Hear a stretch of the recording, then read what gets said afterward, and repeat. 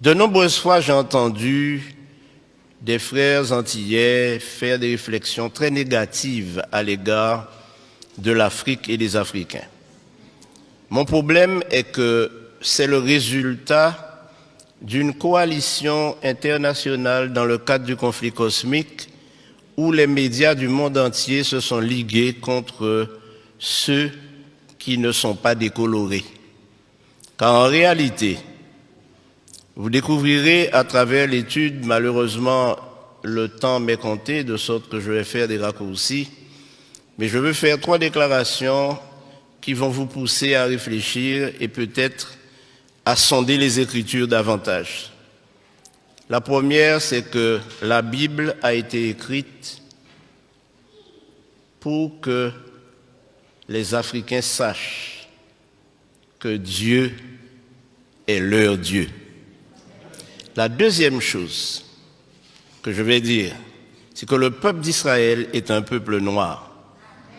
Et la troisième chose que je dirai, c'est que nous, Antillais, descendants d'esclaves, il y a probablement parmi nous des descendants des tribus d'Israël. Alors plusieurs fois nous avons dit, mais c'était pour les Juifs. Nous ne sommes pas Juifs. Nous ne sommes pas Israélites. Je fais la différence entre Israélites et Israéliens. Et qui sommes-nous? Et volontiers, nous nous décrivons comme des païens ou des païens convertis. Mais attention. Pour répondre à toutes les questions que j'ai soulevées, et ne m'en veuillez pas, il faut commencer par répondre à une première question. Où Dieu a-t-il planté le jardin d'Éden? Alors certains me diront toutes sortes de lieux géographiques. Mais si nous lisons attentivement, et j'aimerais, frères, vous dire que lire la Bible n'est pas suffisant. Mais ce qui est important, c'est de sonder les Écritures, questionner notre foi et questionner nos pratiques. Mais j'aimerais vous inviter à lire en Genèse chapitre 2 pour découvrir que le jardin d'Éden était en Afrique centrale. Je pourrais m'arrêter là et vous laisser partir frustré. Et probablement vous posant des questions en vous disant, mais ce pasteur qu'on a invité aujourd'hui, d'où vient-il? Qui est-il? Quel étrange personnage. Mais vous savez, mes amis, je suis né dans l'église adventiste, mais je n'étais pas adventiste quand je suis né. J'ai grandi dans cette église et année après année, j'ai répété ce que dit mon église concernant la parole de Dieu. Mais le Seigneur m'a fait prendre conscience de la nécessité d'étudier la Bible sans préjugés. Et en tant que fils d'esclave, le premier préjugé que nous avons développé tous ou presque, c'est que tout ce qui est bon ne vient pas de chez nous, mais de l'extérieur, oubliant que tout ce que nous avons accumulé comme conception de notre religion vient du Code noir. Et le Code noir stipulait que les Africains ou les hommes de couleur noire n'ont pas d'âme, ne sont pas capables d'adorer et ils ne peuvent pas avoir un Dieu autre que le Dieu de leur colon, de leur maître. Donc, les hommes de couleur noire ne peuvent pas avoir un Dieu autrement que blanc. Et voilà ce que nous avons cultivé.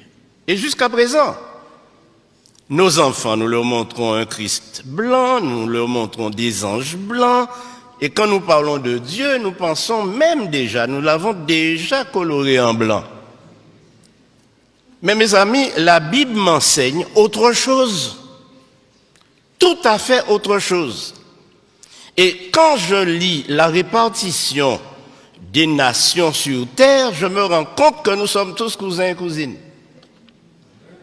Car nous sommes tous mon cher Max, des descendants de Noé.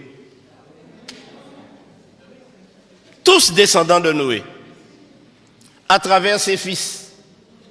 Or, le seul fils de Noé qui était un albinos, donc blanc, c'était Japhet. Mais Sem et Cam, ou Ham, puisque Cam c'est francisé, étaient noirs. Les Sémites sont des noirs. Les descendants de Sem sont des noirs. Et les descendants de Cam sont des noirs. Et c'est la Bible qui le prouve. Dans la généalogie de Jésus, il y a plusieurs Cananéens. Plusieurs femmes cananéennes ont enfanté avec des Sémites ou des Couchites. Vous savez, quand nous lisons la Bible, frères et sœurs, nous ne la sondons pas. Lorsque nous arrivons sur les généalogies, sur le livre des Chroniques, nous passons au chapitre suivant, ou au livre suivant. Mais lorsque nous lisons les généalogies et les chroniques, alors la Bible nous parle différemment et résonne dans notre esprit maintenant qu'il s'agit de nous-mêmes. Frères et sœurs, notre religion n'aura aucun sens si nous nous mettons à imaginer notre religion à travers la religion des autres. Dieu ne nous a pas été prêté par les Blancs, puisque Dieu est le Dieu des Noirs. Nous ne pouvons pas prétendre suivre une religion que nous avons reçue de ceux qui nous ont évangélisés. D'ailleurs, ceux qui nous ont évangélisés, ils ont commencé par nous tuer lorsque nous n'acceptions pas leur religion.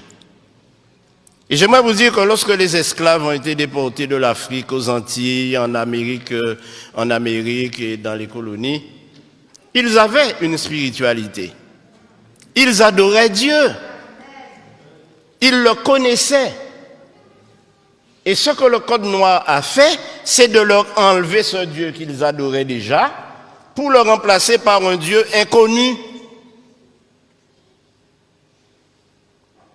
Je crois que nous devons revenir à la parole de Dieu.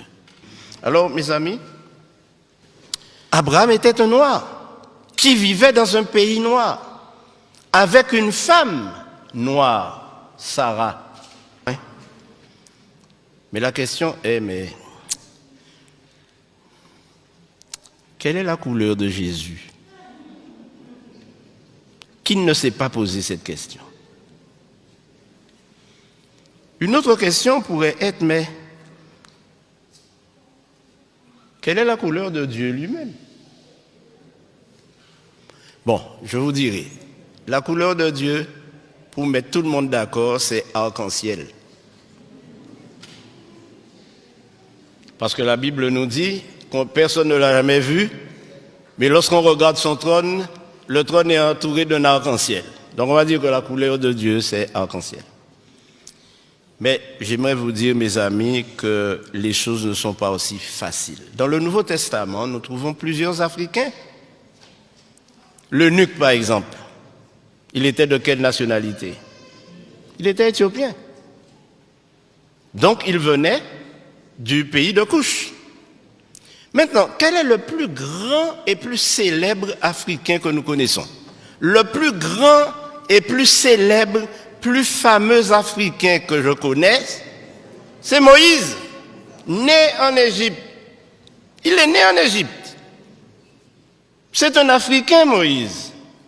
Un Africain noir. Beaucoup de personnes s'imaginent Moïse à travers le film de Cécile B. DeMille, un vieux blanc, à tête blonde, à cheveux blancs et barbe blanche. Non! Et la raison est simple, mes amis. Moïse a été élevé à la cour de Pharaon pour succéder au Pharaon. Or, nous savons aujourd'hui, et le monde scientifique, les historiens, les théologiens savent que les Égyptiens étaient des Noirs et les pharaons étaient noirs. Alors, Moïse était le plus grand noir célèbre que l'on connaisse.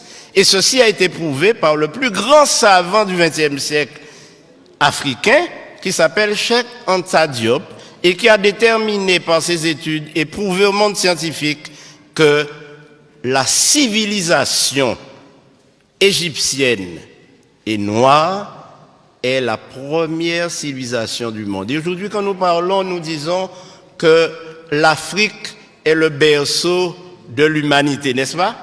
Et si le berceau de l'humanité est en Afrique, ça signifie que Dieu a créé Adam et Ève en Afrique. Et quand nous disons que l'Afrique est le berceau de l'humanité, nous oublions malheureusement que l'Afrique a été à l'origine de toutes les sciences, de toutes les connaissances, à l'origine de tout ce que nous avons dans cette civilisation occidentale européenne, mais qui a été détruit lors des conquêtes, et on a cassé les nez de toutes les statues égyptiennes pour qu'on ne voit pas le caractère négroïde. Ainsi donc, mes amis, ne nous laissons pas embarquer, mais puissions-nous cultiver une religion authentique.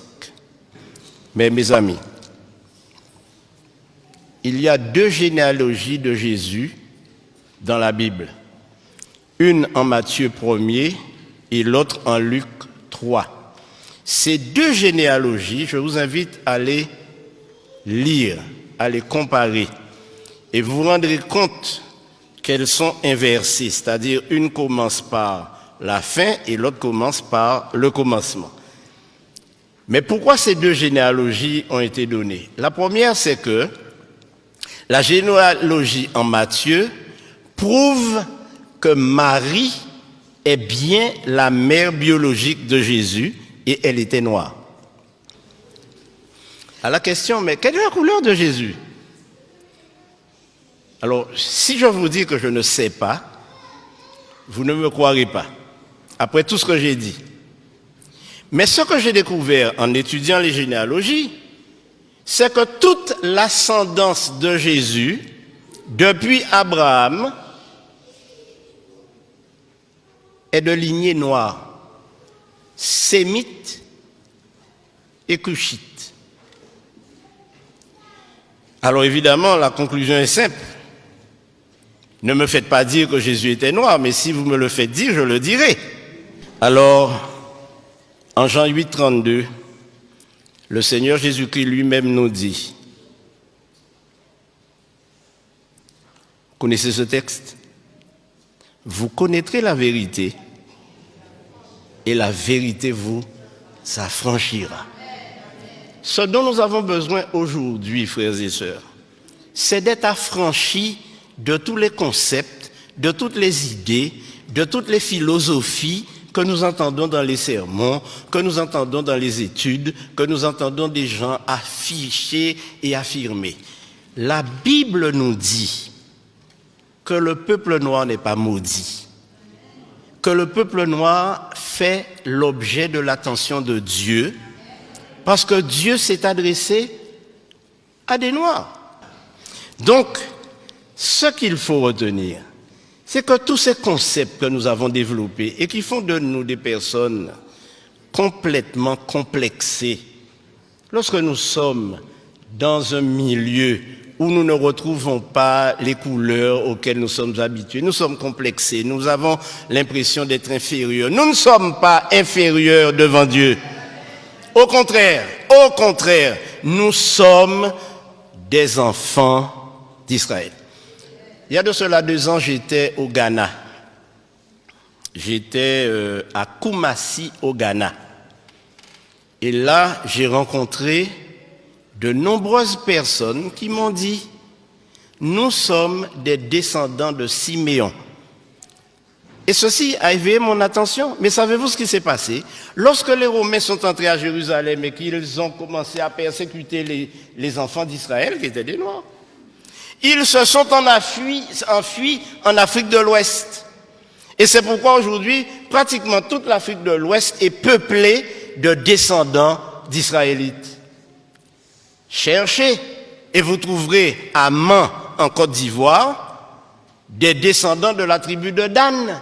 Et si vous allez jusqu'en Afrique du Sud, vous trouverez les Lemba qui eux aussi sont des Israélites, qui pratiquent tous les rites juifs sans avoir été évangélisés par aucune nation.